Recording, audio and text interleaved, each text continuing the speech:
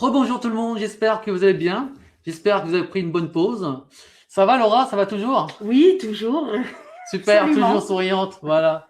Donc après ce live métier avec Louis Natter, qui est directeur du développement durable, nous enchaînons avec un atelier qui est fort sympa, qui nous intéresse énormément. C'est sur la mixité. Donc l'atelier s'appelle Stop au cliché, découvrir des métiers pour toutes et pour tous. Un vaste sujet. C'est un sujet qui nous passionne. Moi-même, quand j'étais jeune, j'ai entendu des choses sur des métiers. Est-ce qu'il faut un genre? Est-ce qu'il faut être un homme? Est-ce qu'il faut être une femme? Des choses comme ça. Et je me suis posé des questions. Est-ce que moi, en tant que garçon, j'ai le droit de faire tel métier? Est-ce que toi, ça t'est déjà arrivé? Oui, effectivement, lorsque j'étais en cours, en Mhm. classe, je me renseignais sur Mhm. certains métiers en lien avec le numérique, par exemple, Mhm. et je me disais, est-ce que effectivement Mhm. c'est adapté ou pas à moi? C'est des petites questions comme ça, et ça vaut le coup de pouvoir casser, en fait, les stéréotypes, et donc Ouais. de pouvoir Mhm. s'orienter sur des Mhm. filières, en tout cas, qui nous Et plaisent. d'ailleurs, ça me fait penser que quand j'étais plus jeune au collège, j'étais un fan des cours d'histoire géo. Et la chose, c'est que tous les enseignants que j'avais, c'était toutes des femmes. Et j'avais un seul prof d'histoire géo. Et D'accord. là, je me suis dit, est-ce que moi aussi, plus tard, je peux faire le métier de professeur d'école, enfin professeur d'histoire géo au collège, lycée? Ce sont D'accord. des interrogations que j'avais eues. Et finalement, l'atelier là, c'est pour savoir est-ce que il y a des genres euh, dans certains métiers. Pourquoi on a certaines clichés, comme quoi il faut être un homme, être une femme pour occuper ce poste-là. Et l'idée, c'est de casser tous les clichés, tous les stéréotypes. Et enfin, on verra ensemble quels sont les différents métiers dans l'industrie. Voilà. Très bien. Ça te Eh va, bien, Laura? allons-y, allons-y. Super. Donc, est-ce que les métiers ont un genre? Ensuite, les stéréotypes de genre. Et enfin, découvrir les métiers de l'industrie.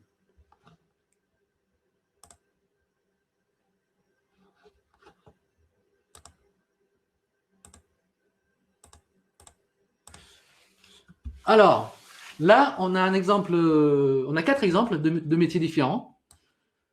Le premier, c'est le métier de chef d'orchestre qui se trouve à gauche. Bon, là, je vois que les textes ont été déplacés. Donc, tout en haut à gauche, c'est le métier de chef d'orchestre. Donc, un chef d'orchestre, qu'est-ce que c'est? C'est un peu un manager, c'est celui qui va coordonner des musiciens, Mhm. instruments à vent, de percussions, plein de musiciens différents. Et son objectif, c'est en sorte à ce que tout le monde joue en même temps pour créer une mélodie, une musique, une chanson. Voilà. À droite, on a puriculteur ou puricultrice. Ce sont des personnes qui s'occupent des enfants, faire les premiers soins, donner à manger, à boire, faire la sieste. Voilà. En bas, à gauche, le métier de mécanicien, mécanicienne. Donc, comme toi, Laura, tu as une voiture. Tout à fait. Et malheureusement, qu'est-ce que ça arrive à une voiture? Ben, il peut y avoir des pannes, en Des effet. pannes, effectivement. Où, du coup, il faut Alors, il peut y résoudre avoir ça. des pannes, et puis ensuite on emmène effectivement notre voiture pour Voilà. l'entretien. Il y a aussi des contrôles techniques tous les 2 ans. Voilà. Et en bas à droite, le métier de auxiliaire social, donc pour aider les personnes, des personnes âgées dans les maisons de retraite. Donc tenir compagnie, les aider à manger, les réveiller, les coucher, les aider dans le quotidien, animer des activités aussi.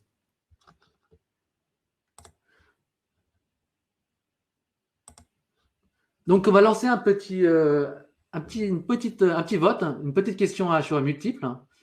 Parmi ces métiers, cochez ceux que vous considérez comme des métiers mixtes, c'est-à-dire à la fois pour les filles et pour les garçons.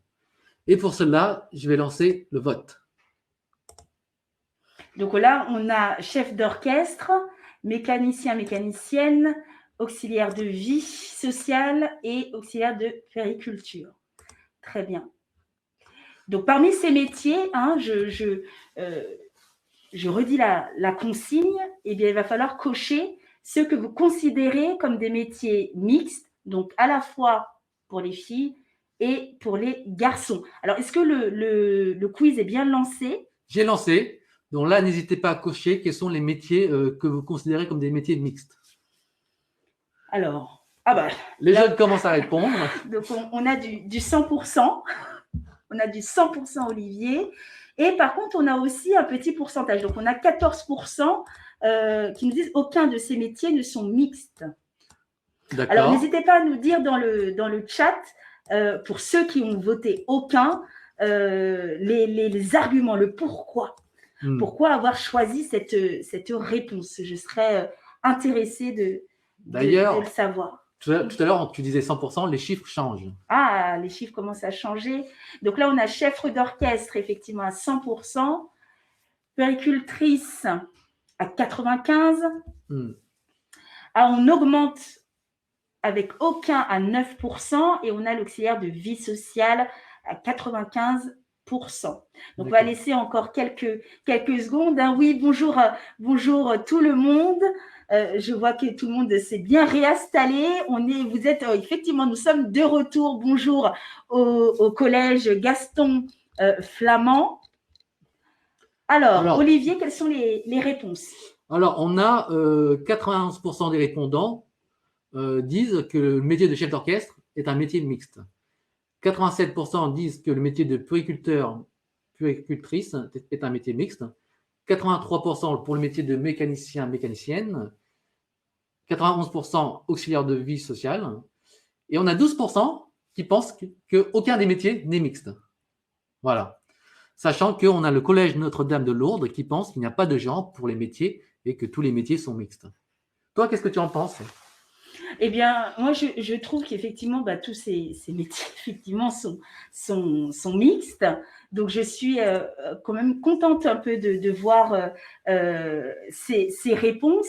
Mais vraiment, je tiens, pour ceux qui n'ont pas cliqué et qui ont cliqué sur aucun, de pouvoir nous donner un petit peu plus de détails. Oui. Alors, Olivier, quelle conclusion on peut en tirer de ce résultat? Alors, effectivement, Laura, n'hésitez pas à argumenter pourquoi vous avez coché aucun. Voilà. Alors, les 4 métiers sont mixtes. En haut à gauche, comme vous voyez, vous avez une chef d'orchestre qui joue une chef d'orchestre a une baguette dans la main et coordonne les musiciens et fait des mouvements. Et du coup, tous les musiciens la suivent. Qu'on soit un homme ou une femme, on peut très bien être chef d'orchestre. Voilà. En haut à droite, on a un puériculteur. Certaines personnes peuvent penser comme quoi c'est un métier pour les femmes. Mais là, comme on voit, c'est aussi un métier d'homme. On a un monsieur qui aime les enfants, qui en prend soin. Là, on voit qu'il a le plaisir de s'occuper d'un enfant, de le changer. Donc, sachant que le métier de puériculteur, c'est changer un enfant, lui donner à manger, à boire, jouer avec lui, l'aider à faire la sieste. Voilà. Donc, si on aime un enfant, qu'on soit un homme ou une femme, on peut très bien faire ce genre de métier. Toi, est-ce que tu aurais aimé faire ce métier-là, toi, Laura? Oui, ça aurait pu effectivement être un métier que j'aurais pu faire. Voilà. Et en haut, non, en bas à gauche, mécanicienne, t'aimes les voitures? Oui. Super. Moi aussi, j'adore les voitures, sauf que je suis nul en mécanique, malheureusement. Donc moi, lorsque j'ai une panne, je suis incapable de changer de réparer ma voiture, hein, même changer les ampoules, je ne sais pas faire. Donc la première chose que je fais, c'est que j'emmène chez un garage. Et là, on voit quelqu'un qui est mécanicienne, on pourrait penser comme quoi il faut être un homme. Là, on voit une femme qui est mécanicienne, qui est capable d'entretenir, faire des réparations d'une voiture. Voilà. En bas à droite, on a un homme qui est auxiliaire social, qui s'occupe des personnes âgées.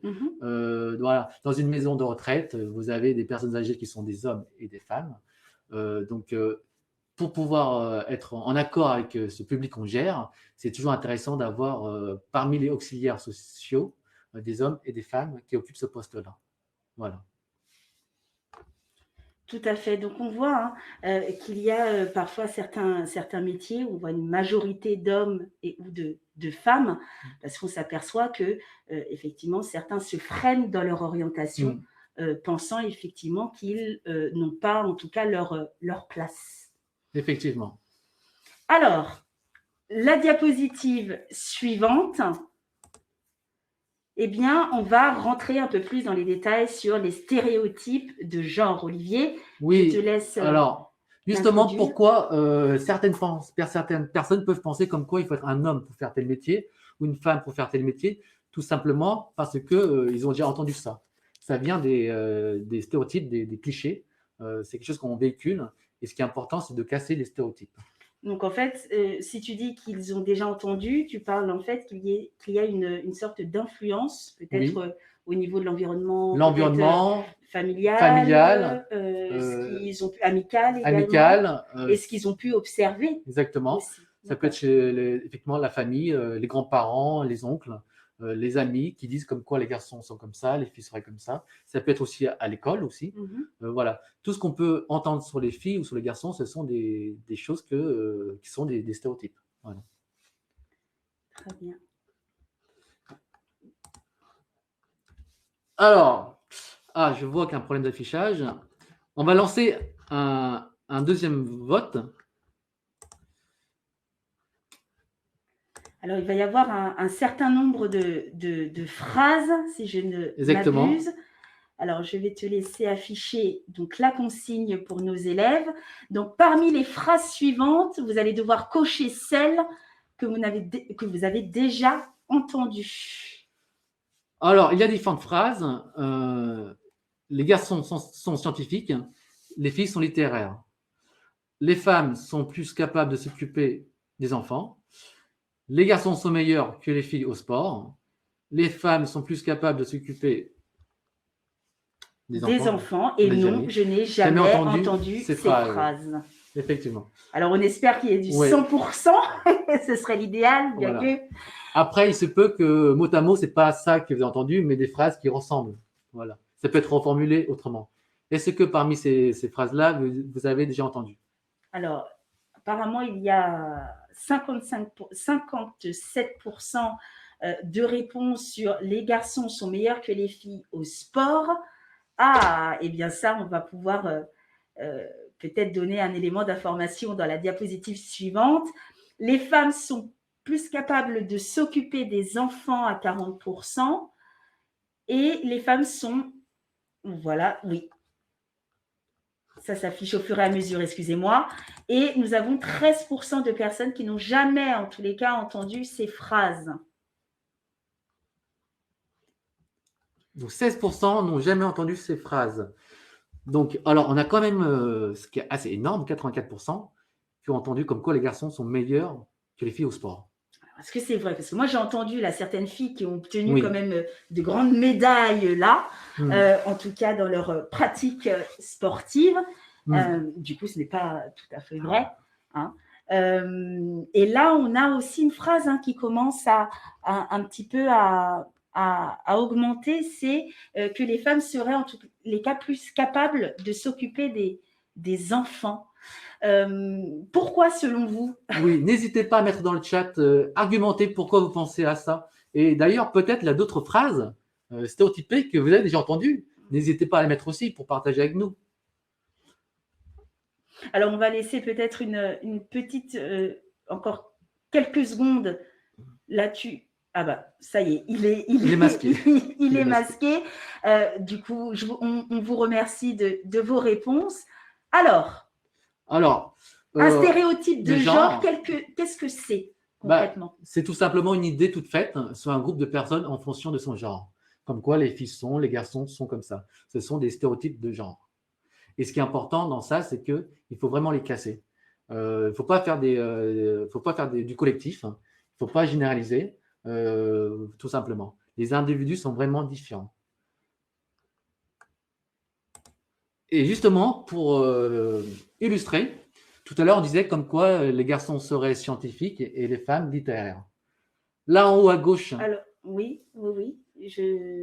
Alors, on a peut-être une question, mais je te laisse faire la description des images. Ok. En haut à gauche, nous avons une scientifique qui est très, très connue. Elle s'appelle Marie Curie. Elle est très connue parce qu'elle a gagné 2 prix Nobel différents, un en chimie et un en physique.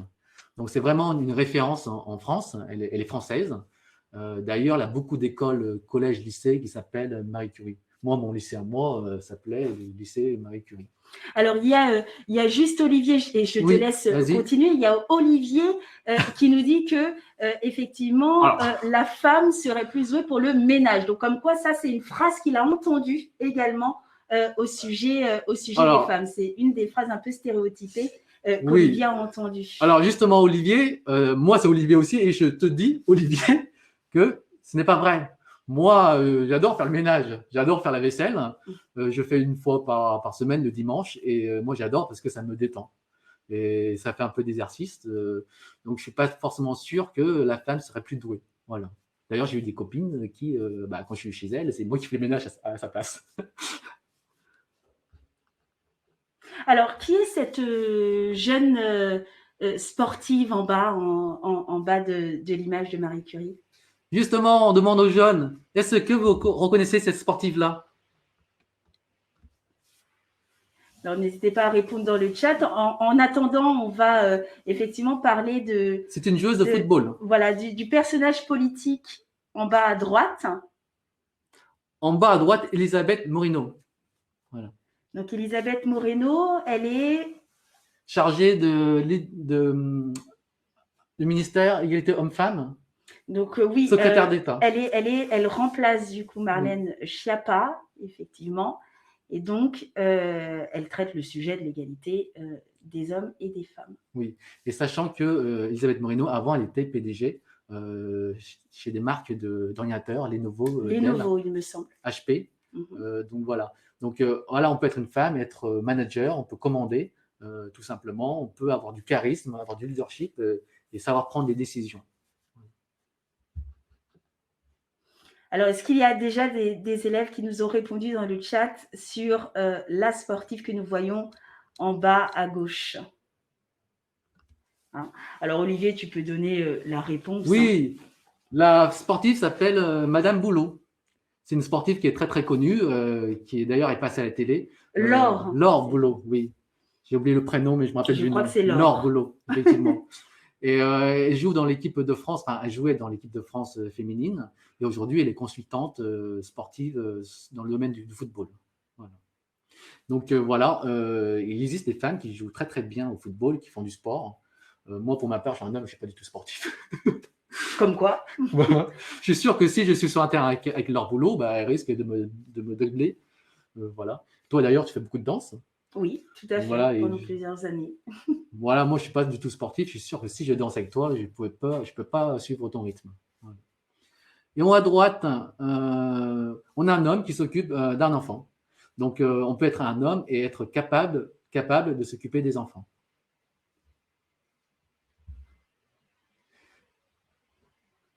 Alors là, on va avoir quelques réponses. Pour l'instant, pas de questions à ce niveau. Si vous en avez, n'hésitez pas à nous le mettre dans le chat. Alors, jeu suivant. Alors, on a nos amis modérateurs qui disent qu'ils ont déjà entendu comme quoi les hommes sont meilleurs aux jeux vidéo que les femmes. Alors, déjà un petit coucou à Marion, notre collègue de travail, qui est championne de Counter-Strike. Elle a participé à différents tournois de Counter-Strike. Donc, Counter-Strike, c'est un ancien jeu vidéo. C'est un peu comme le Fortnite, mais Counter-Strike, il est sorti il y a quelques années. Voilà. C'est un jeu de tir.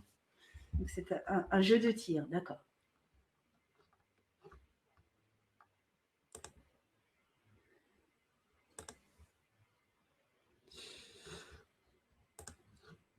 Alors, malheureusement, il y a eu un petit souci d'affichage. Alors, je vous prie de nous excuser. Vraiment désolé, on a un problème sur Wizemby et les textes n'affichent pas très très bien.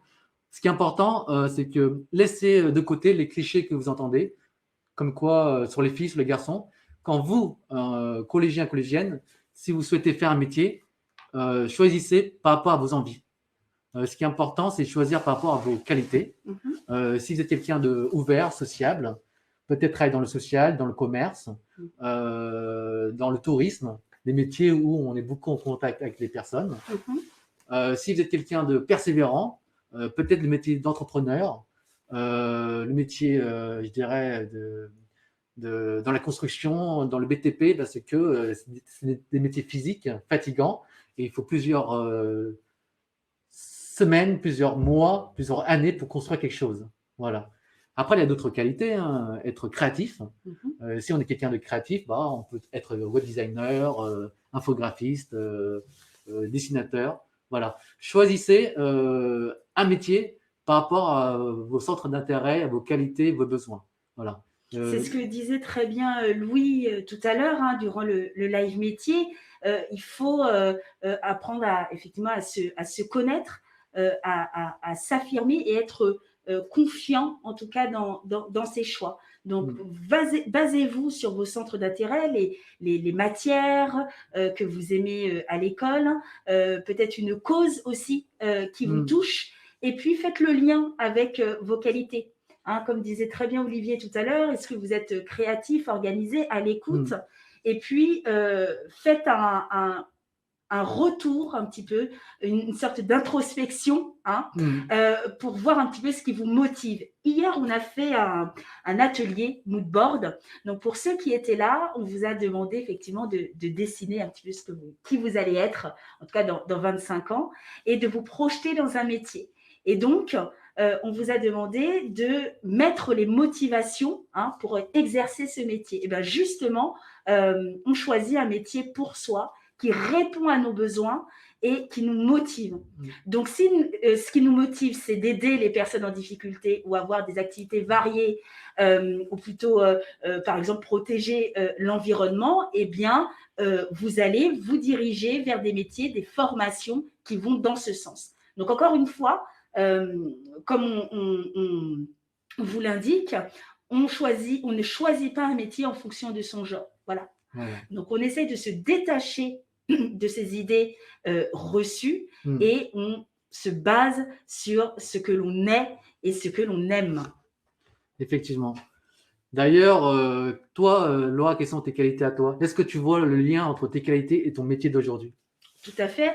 Le métier que j'exerce aujourd'hui, donc j'accompagne les élèves à affiner leur projet d'orientation. Hein, et pour ceux qui ont des difficultés, eh bien, j'essaye de pouvoir trouver hein, des solutions pour les accompagner au mieux.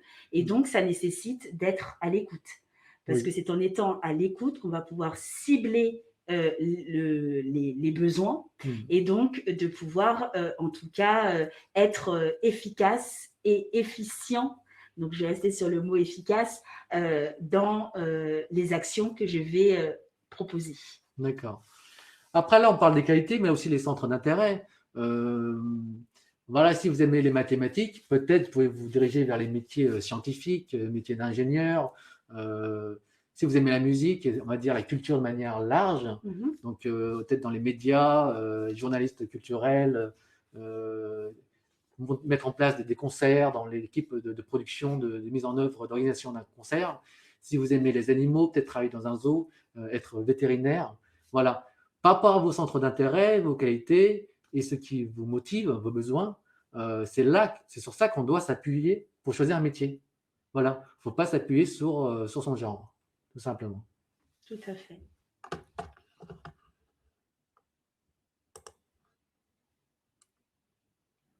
Donc là, les métiers de l'industrie. Alors, comme on a vu durant cette semaine-là, le secteur de l'industrie, c'est quelque chose de très, très large. Il y a plein de métiers différents. Voilà. Si on devait résumer, qu'est-ce que c'est l'industrie? Je dirais qu'il y a 3 activités différentes. La première activité, c'est tout ce qui est, je dirais, production, exploitation de matières premières, comme faire pousser des arbres pour extraire du bois. Ça peut être aussi fabriquer du caoutchouc. Ça peut être aussi, d'ailleurs, justement, avec Louis qui était tout à l'heure, c'est construire des carrières, je dirais des carrières pour extraire des matériaux. Voilà. Ça peut être aussi la fabrication de coton, tout ça. La deuxième activité, c'est tout ce qui est production d'énergie, comme EDF, une entreprise qu'on va visiter cet après-midi avec Gwendoline Thomas.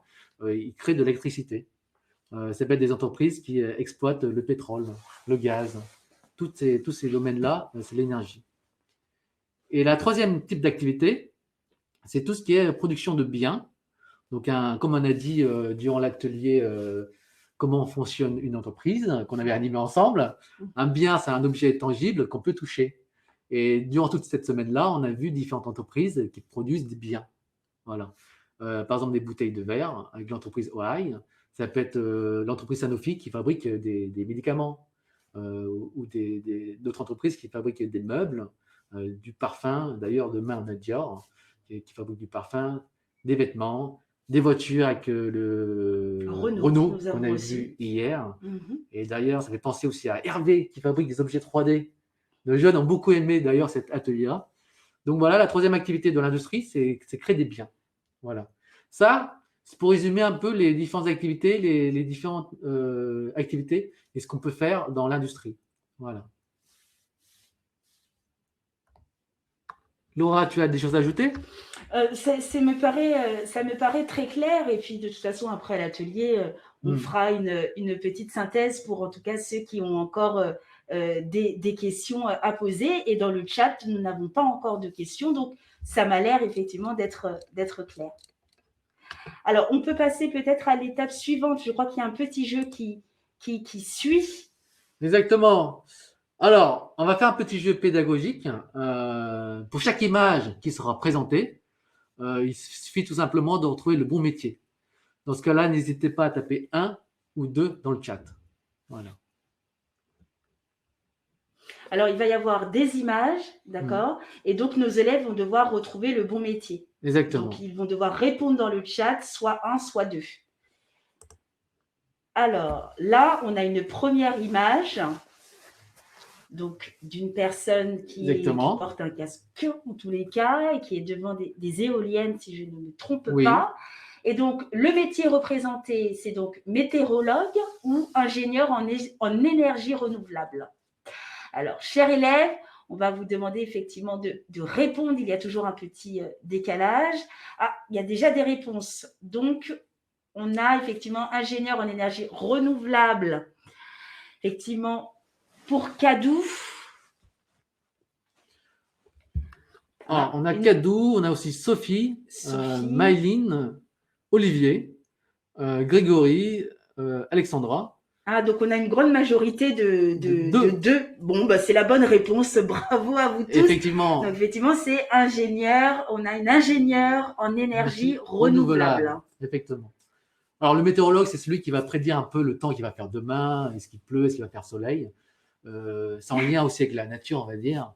Et là, c'est ingénieur en énergie renouvelable. Voilà. Au début, il y avait une phrase stéréotypée comme quoi les femmes seraient littéraires.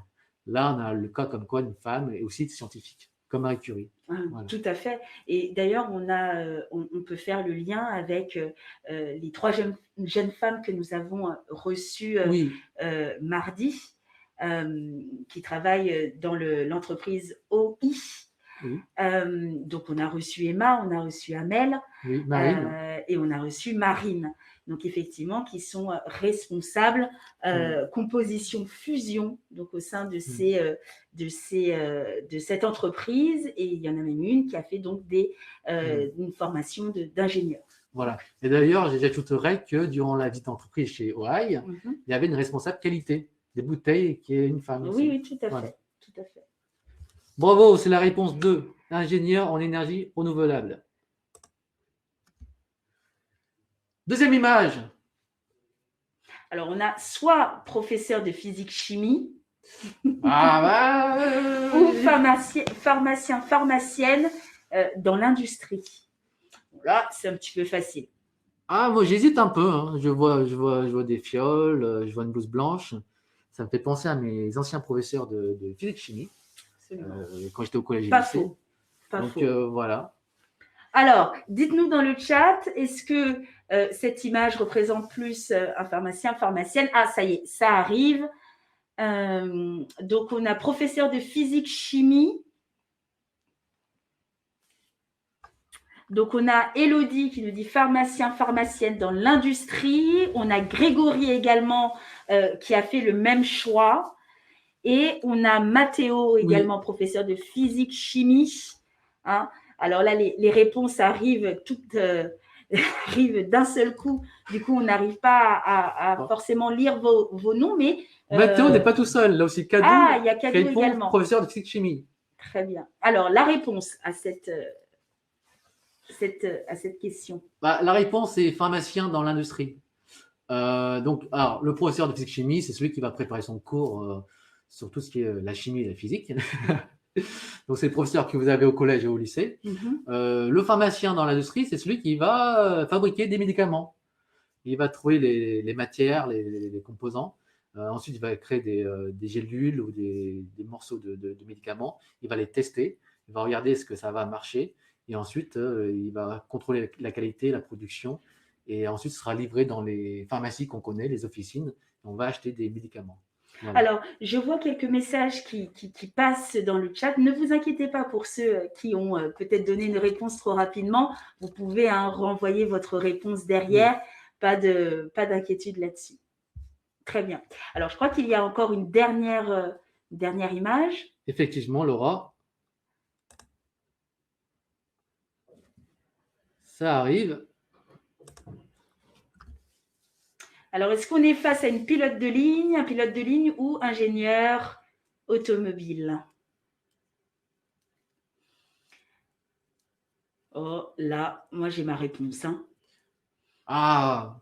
Bien que. Il faut bien regarder. C'est vrai qu'on peut hésiter. Bien que. Il peut y avoir un piège sur cette photo. Il peut y avoir un piège. Alors, on a une première réponse de Mathéo qui nous dit pilote de ligne. Théonie également. Esther qui, elle, propose ingénieur automobile. Ah, beaucoup de 2 qui arrivent. Gaëtan qui propose la 1, pilote de ligne. Ah, j'ai l'impression que c'est un peu… C'est moite-moite. Hein. Moite-moite, ouais. Il y a du 1 et du 2. Ah, donc il est un peu plus compliqué celui-là que les 2 autres images. Alors, moi, je serais d'avis à ce qu'on leur donne la réponse. Toi, tu penses à quoi, Laura? Je dirais pilote de ligne. Pilote de ligne? Ah.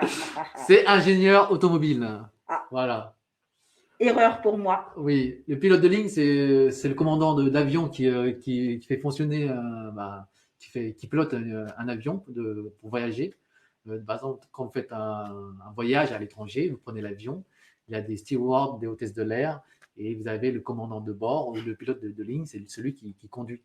Tout à fait. L'ingénieur automobile, donc c'est la personne qui construit des voitures, des véhicules, comme on avait vu hier, avec un professionnel qui s'appelle Johan, qui nous a expliqué le métier d'ingénieur d'étanchéité.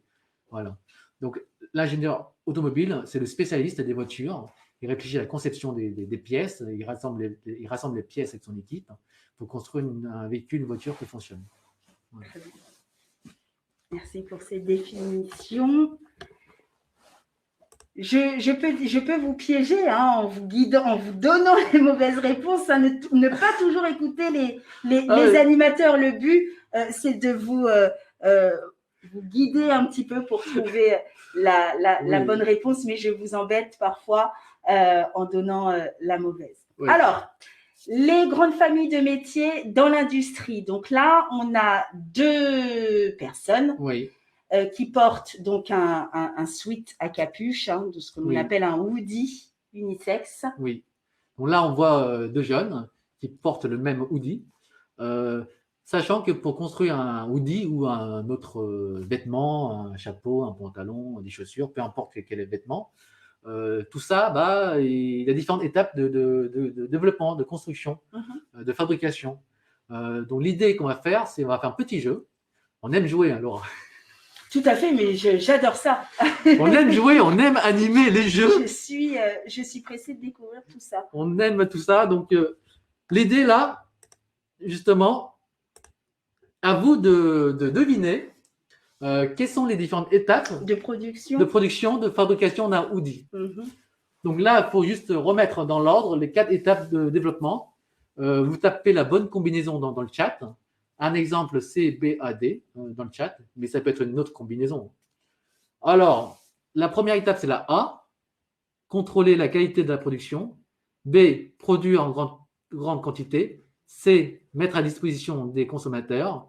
D, imaginer un modèle, un prototype. D'après vous, quelle est la bonne combinaison? N'hésitez pas à mettre les 4 lettres que vous pensez dans le chat. On va laisser un peu les jeunes réfléchir.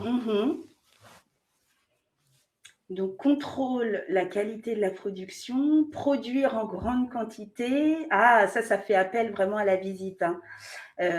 Mettre à disposition des consommateurs et imaginer un modèle prototype. Ah, voilà, je suis un petit peu bloquée. Hein. Olivier, toi, tu as des idées? Ah, j'ai quelques idées. Je vois même que les jeunes ont aussi des idées. Alors, on a imaginé un modèle de prototype. Ensuite, on a contrôle de la qualité de la production. Et puis, on a effectivement produire en grande quantité, mettre à disposition des consommateurs. On a beaucoup de jeunes qui répondent DBAC. Alors, DBAC, j'ai cru voir passer aussi Esther. DCBA. En tout cas, ils sont sûrs, c'est du D qui commence. Alors, il y a le D en majorité. D'accord. Ah, peut-être que c'est autre chose. Hein.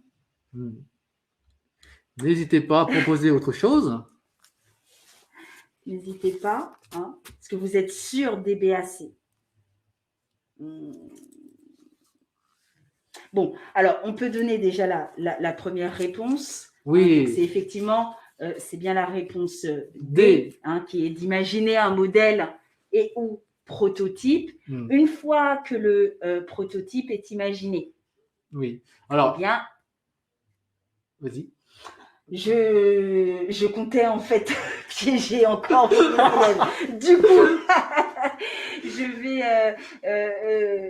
vais te laisser du coup donner la bonne réponse. Oui. Alors, la première étape, c'est imaginer un modèle prototype. On va dire, c'est peut-être le designer qui dessine des vêtements. Vous voyez, sur une feuille blanche, vous voyez parfois des dessins de jeans avec des couleurs différentes, avec de la taille et tout, avec des motifs. Voilà. Donc d'abord, on dessine. Ensuite, on réfléchit un peu aux matières. Est-ce qu'il faut du coton, de la soie, tout ça. Et ensuite, on crée un premier modèle de hoodie. On regarde la qualité. Est-ce que ça dure longtemps? Est-ce que c'est confortable, le hoodie? On le teste sur des personnes pour valider le prototype. Une fois que le prototype est validé, on va produire en grande quantité dans les usines. Donc, on avait vu pour la paire de baskets de sneakers, dans les usines, vous avez des responsables de production, des chefs d'atelier, des ouvriers qui vont produire des sneakers. Là, ce sera un hoodie. Ils vont produire des hoodies en grande quantité, avec différentes tailles, S, M, L, comme on connaît. Donc, ils vont produire en très, très grande quantité. Et dans les usines, vous avez aussi des responsables qualité. Oui, un petit peu comme on a vu pour OI. Effectivement, durant la visite, c'était la dernière dame justement qui était responsable qualité. Donc, une fois que le modèle effectivement est produit, eh bien, il faut en contrôler la qualité pour voir s'il n'y a pas de défaut. Exactement. Dans l'usine de production de hoodie, le responsable qualité va regarder est-ce qu'il n'y a pas de trou, est-ce que c'est la bonne taille, est-ce qu'il n'y a pas de taches sur les vêtements, les hoodies qui ont été produits. Voilà. Ensuite, une fois que tous les hoodies en grande quantité sont produits, il faut les envoyer dans des entrepôts. Ensuite, les entrepôts les envoient dans les magasins. Donc, on aime tous aller faire du shopping. Moi, j'adore faire du shopping. Dans les centres commerciaux, on a plein de marques différentes. Et dans ces magasins-là, dans les boutiques, vous avez des vendeurs. Donc, les vendeurs mettent à disposition des consommateurs. C'est eux qui vont vous conseiller de vendre tel hoodie, tel jean, telle paire de baskets. Voilà. Donc, la réponse à ce jeu, c'est DBAC. Donc, on imagine le modèle, on le produit en grande quantité, hein, on en contrôle la qualité et ensuite, on le met à disposition des consommateurs. Donc, bravo à ceux qui ont trouvé la bonne réponse. Bravo à vous.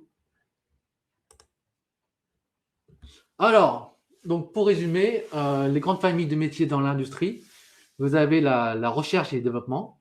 Donc, c'est eux qui vont un peu sonder, questionner les consommateurs pour connaître les nouvelles tendances en termes de vêtements, en termes de couleurs, en termes de matière.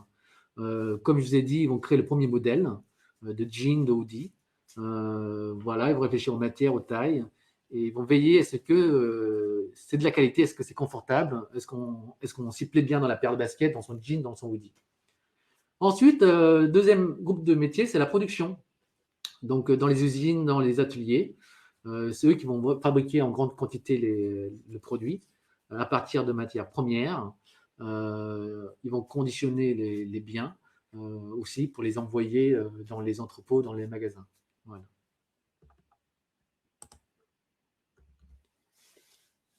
Mais avant d'envoyer les produits, il faut effectivement des responsables qualité pour vérifier ce que les hoodies, les jeans sont bien produits, qu'il n'y a pas de taches, qu'il n'y a pas de trous, est-ce qu'ils sont bons, prêts pour être portés.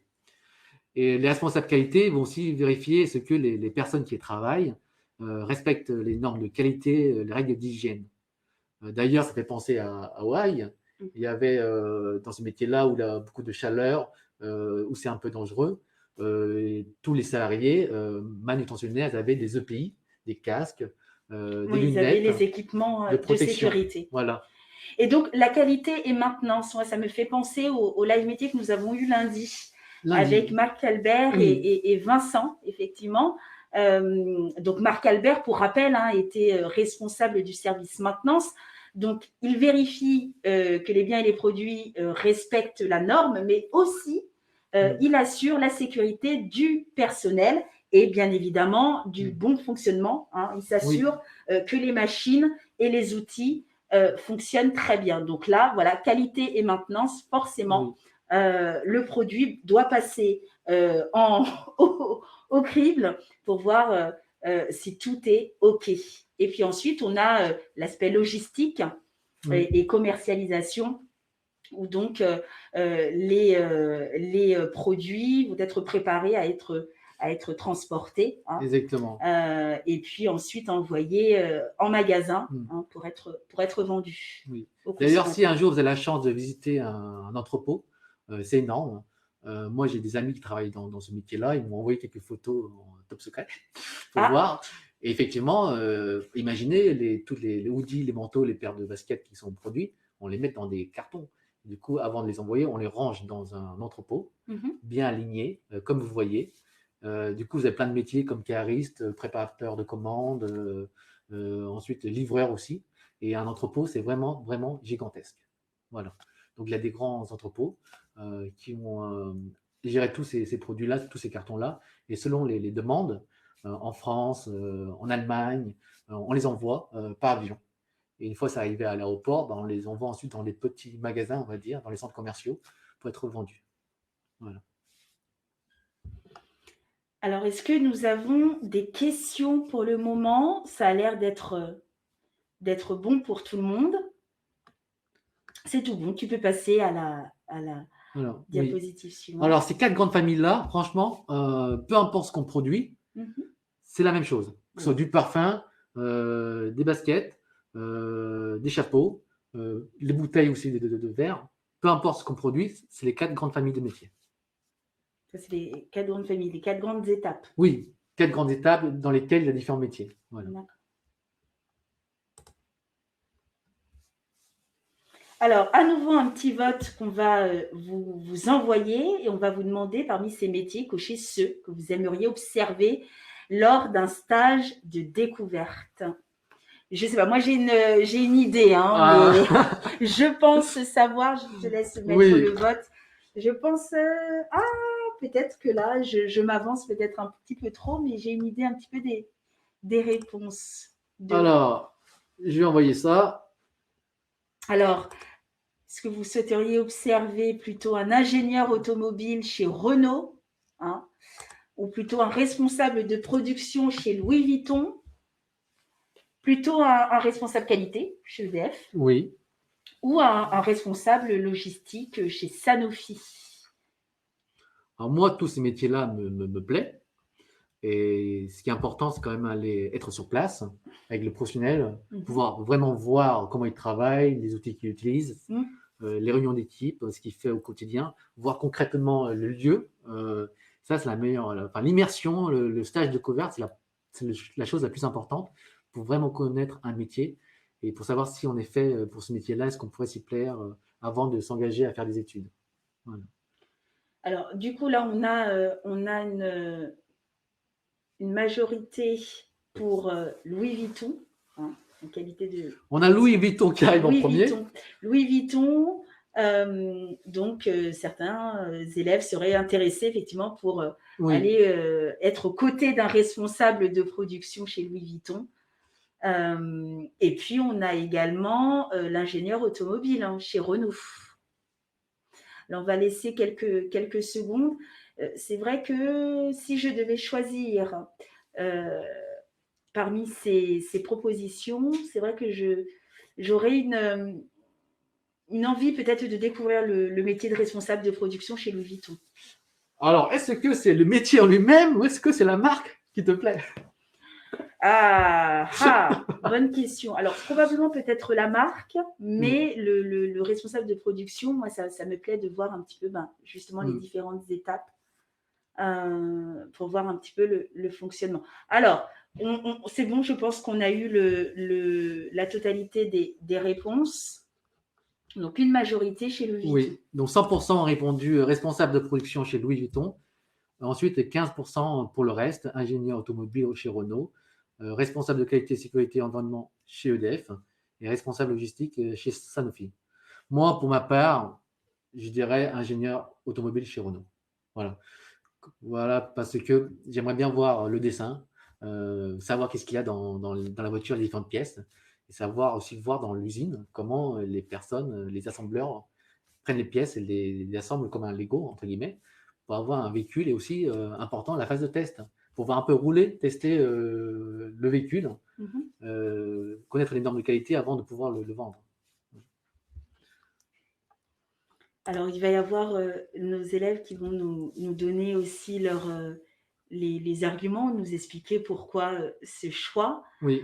Alors, Olivier, je t'invite à passer à la diapositive suivante. Il y a Gaëtan qui disait aucun, mais il n'y en a aucun qui lui plaît. Ça peut arriver. Est-ce que Gaëtan, tu peux nous dire justement quel métier ou quel secteur tu aimerais observer, tu aimerais faire durant ton stage d'observation? D'accord. Alors, dites-nous si vous avez du coup des questions là-dessus. Donc, si on faisait un petit résumé du coup de cet atelier. On a d'abord le fait qu'on choisit un métier pour soi, effectivement, et non pas par rapport aux éléments qu'on a pu entendre de notre famille ou de nos amis. On se base sur ce que l'on aime, nos centres d'intérêt. Que les métiers de toute façon sont mixtes et que chacun y a sa place. Oui. Donc il n'y a pas effectivement de frein à se mettre pour pouvoir effectivement faire ce que l'on aime. Et puis ensuite, là, on a vu les différentes étapes de production d'un produit. Donc là, on s'est basé sur un sweatshirt. Donc, exactement. Et d'ailleurs, on a aussi vu différents métiers comme ingénieur en énergie renouvelable, ingénieur automobile. Aussi, il y a un troisième métier, je ne sais plus. Mais voilà qu'on peut être une femme et avoir un esprit scientifique et pouvoir travailler dans l'industrie. Voilà. Donc, on avait effectivement pharmacien, pharmacienne, l'ingénieur. Ah oui, c'est ça, ingénieur automobile. Ingénieur automobile. Voilà. Alors, si vous avez des questions, n'hésitez pas à nous les poser. Et puis, du coup, on se retrouve dans 2 petites minutes pour la synthèse de la matinée. Alors, Solal va nous lancer une petite musique, le DJ Solal, comme disaient certains jeunes, et on se retrouve dans 2 petites minutes.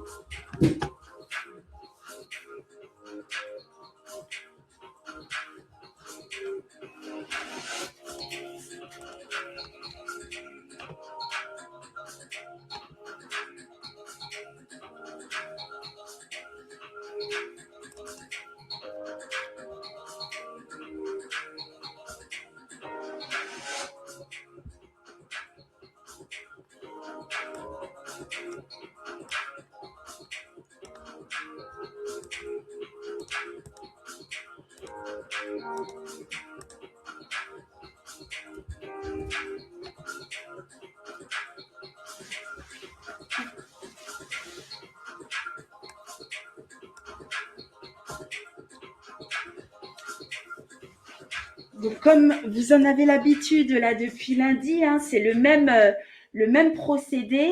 Hein, on sort le journal de bord. Pour ceux qui ne l'ont pas, juste une feuille et un stylo sera suffisant. Et on va faire un petit retour sur les éléments de ce matin et faire un petit point, un petit focus sur ces éléments et répondre du coup à toutes vos questions. Donc là, on va afficher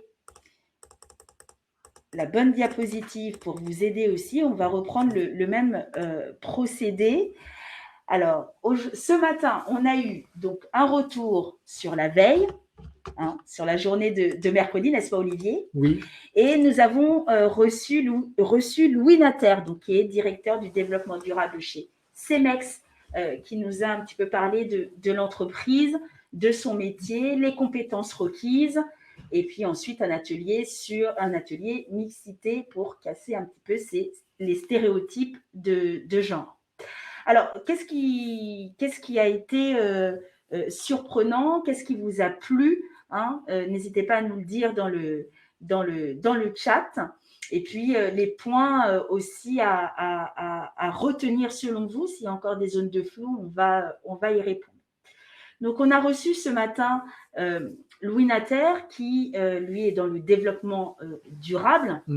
Donc, le développement durable, finalement, l'idée, c'est que les actions, finalement, d'aujourd'hui ne viennent pas compromettre, en tous les cas, ce qui pourrait se produire sur la société à l'avenir. Donc, c'est-à-dire qu'on essaye de préserver, hein, au mieux les ressources, hein, pour l'avenir de la planète.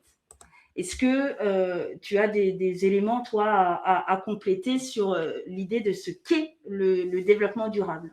Alors, ce qu'il faut surtout avant représenter, c'est que Cemex, c'est une entreprise qui exploite des carrières.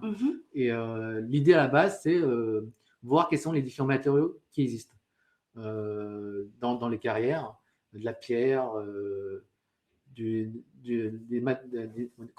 minerais, toutes les matières qu'on peut trouver dans les carrières, les extraire, et ensuite les transformer dans les usines pour fabriquer du ciment, du béton et des granulats. Donc, c'est du béton prêt à l'emploi, finalement. Exactement. Et qu'est-ce qu'on va faire avec tout ça? On va fabriquer des routes, des maisons, des bâtiments.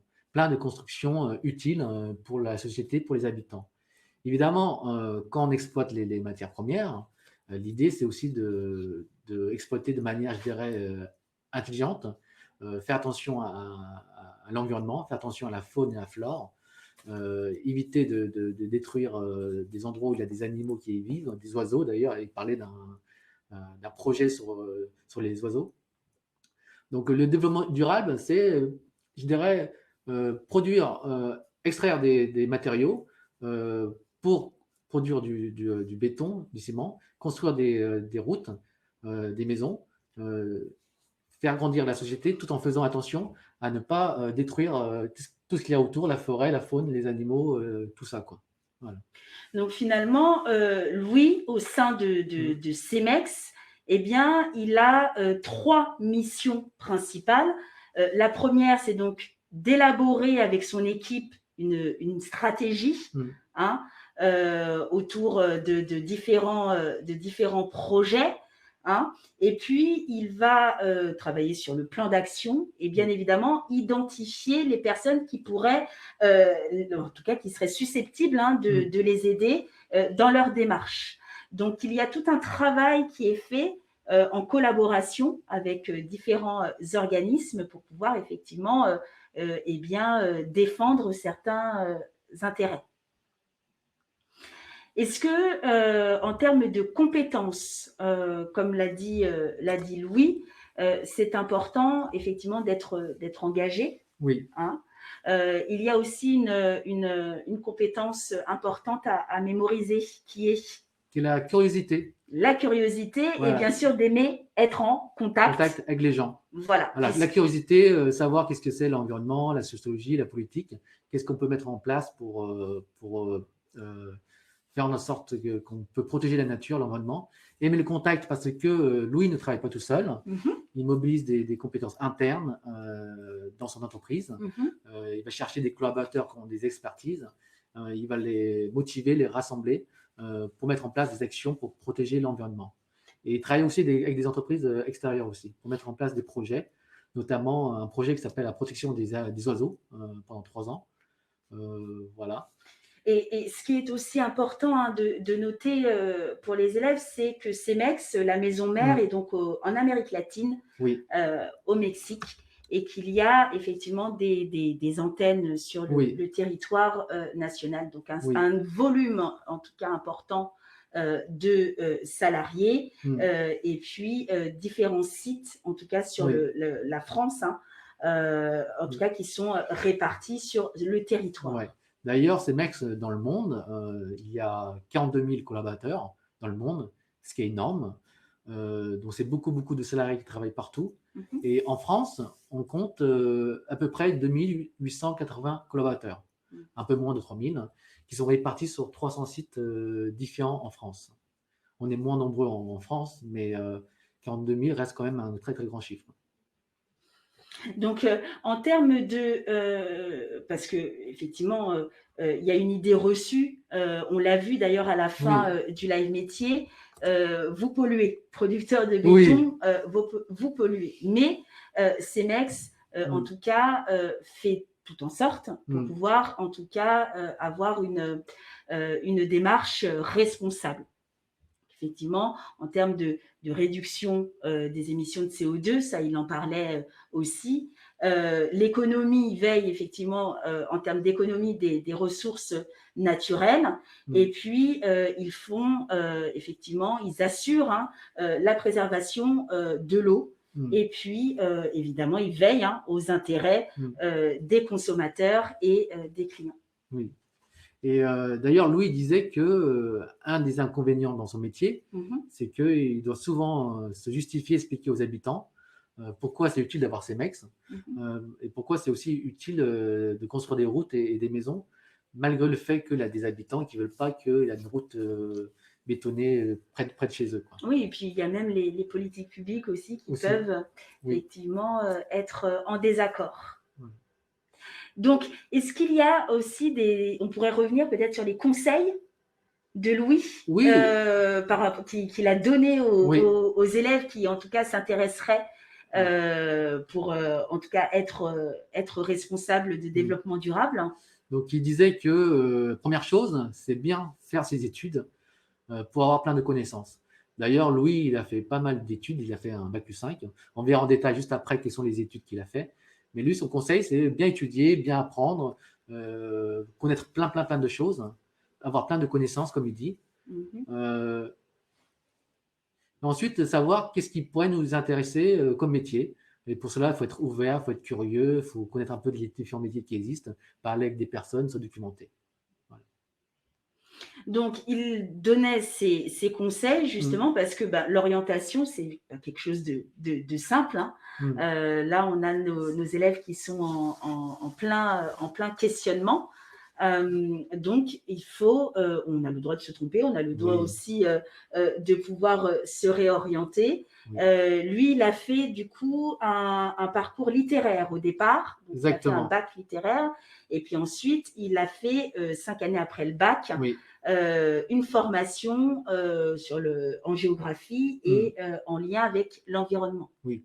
D'ailleurs, ce qu'on peut noter, c'est que le bac littéraire, comme ça, on dit, ça n'a rien à voir avec l'environnement. Moi, j'aurais pensé plutôt à un bac scientifique avec des matières comme biologie et physique-chimie. Ça a un lien avec l'environnement. Donc, même si Louis, il a fait un baccalauréat autre, donc littéraire, il a quand même pu, plus tard, faire d'autres études pour venir travailler dans l'environnement. D'ailleurs, après le bac littéraire, il a fait de la gestion d'entreprise. Il a fait un master 1 en géographie pour bien connaître le territoire, les reliefs. Puis un master 2 en gestion de l'environnement et de l'écologie. Il a étudié pas mal de choses quand même. Oui, il a cette envie, en tout cas, d'apprendre toujours plus, et il pousse justement nos participants à toujours être dans une démarche d'apprentissage pour pouvoir effectivement s'ouvrir l'esprit au maximum. Voilà. Alors, est-ce qu'il y a des questions par ailleurs sur le live métier de ce matin? Alors, je n'ai pas le sentiment. Est-ce qu'on peut regarder Olivier? Alors, on peut regarder. Pour le moment, ça a l'air bien. Il n'y a pas vraiment d'autres questions. très bien. Eh bien, on peut afficher du coup la petite fiche en lien avec l'atelier que nous venons de voir. J'ai peut-être été un petit peu trop loin. On va remettre la bonne diapositive. Alors, n'hésitez pas, si vous avez des questions, à nous les poser pour qu'on puisse y répondre. Alors, l'atelier, les 3 éléments du coup à retenir, ça on l'a vu tout juste. Donc, dites-le nous, là, les 3 éléments à retenir de l'atelier. Exactement. N'hésitez pas à mettre dans le chat ce que vous avez retenu de l'atelier Stop au cliché, des métiers pour toutes et tous. Nous, comme on a animé, on connaît bien. Mais nous, ce qui nous intéresse aussi, c'est de savoir ce que vous avez retenu. Tout à fait. Donc oui, on revient effectivement sur le parcours de Louis. Eh bien, si tout est clair, dans ces cas-là, on expose les 3 éléments essentiels et ensuite, on va pouvoir laisser nos participants aller manger. Parce que mine de rien, eh bien, la pause arrive très vite. Alors, les 3 éléments à retenir sur cet atelier, c'est bien effectivement de ne pas se freiner. Oui. Comme je le disais, je fais de la redite, que les métiers sont ouverts à tous. Donc, n'hésitez pas à aller les découvrir. C'est l'occasion, à travers les stages de découverte, à travers les immersions, qu'elles soient courtes ou longues en entreprise, de pouvoir découvrir un panel de métiers. Différents. Un panel de métiers différents, tout à fait. Et au niveau effectivement de la production, on a revu les 3 étapes. Olivier, est-ce que tu peux redire les 3 étapes et revenir sur la définition du stéréotype? Qu'est-ce qu'un stéréotype? On va peut-être commencer par ça. Alors, les stéréotypes, ce sont des avis, des préjugés que vous avez sur un groupe d'individus. Lorsque c'est une femme ou un homme. D'ailleurs, ça peut être la même chose pour quelqu'un qui est d'origine étrangère, quelqu'un de petite taille, de grande taille, de couleur. Voilà. Les stéréotypes, ce sont des choses que vous avez entendues, des phrases, des clichés. On a entendu dans sa famille, entre amis, à l'école, dans la société, à la télé. Voilà. Les stéréotypes, ce sont des choses dites sans forcément avoir des fondements. Voilà. Et donc, au-delà même des stéréotypes, on le voit même au niveau des salaires, des fois dans l'entreprise, oui. Il y a certaines différences entre un homme et une femme. Donc, la proportion, quand même, on voit bien que c'est ancré dans la société et de plus en plus, eh bien, on voit quand même que les choses changent et c'est ça quand même qui est heureusement et rassurant, mais effectivement, il y a un écart entre un homme et une femme en termes de salaire. Donc, je te laisse continuer, excuse-moi, je ne voulais pas te couper. Tu as tout à fait le droit, Laura, d'ajouter, d'apporter des compléments. Donc voilà, les stéréotypes, effectivement, il faut les casser. D'ailleurs, nous avons justement Sophie Rabault qui dit qu'il faut casser les stéréotypes, bravo. Voilà. Peu importe le métier que vous souhaitez faire, ne vous posez pas la question est-ce qu'il faut être un garçon ou une fille. Ce qui est important, c'est choisir un métier par rapport à vos qualités. Donc, être à l'écoute, bienveillant, être curieux, créatif. Choisir par rapport à ses centres d'intérêt. Est-ce que vous aimez faire des choses manuelles? Est-ce que vous aimez l'environnement, la nature, les animaux? Est-ce que vous aimez les challenges, les défis? Est-ce que vous aimez faire plein de tâches différentes? Est-ce que voilà, vos motivations aussi, aider des personnes, devenir riche, devenir célèbre. Voilà, ce sont des motivations. Voilà. Donc choisissez un métier avant tout par rapport à vos qualités, vos centres d'intérêt, vos motivations. Alors, est-ce qu'il y a des questions? Sinon, on va il y a un retour du collège Gaston Flamand. Nous vous remercions effectivement. Oui. Il y a l'atelier effectivement a plu. Merci à vous. Mm. Hop, et il n'y en a plus. Ah, Oui, Sophie qui dit il faut arrêter d'étiqueter les gens, les métiers, les sexes. Oui. Tout à fait. Ok. Tout à fait. Et effectivement, on retient, il faut effectivement prendre de la distance avec certains clichés qui sont véhiculés. Eh bien, s'il n'y a pas d'autres questions, on va effectivement clôturer ce petit temps de synthèse.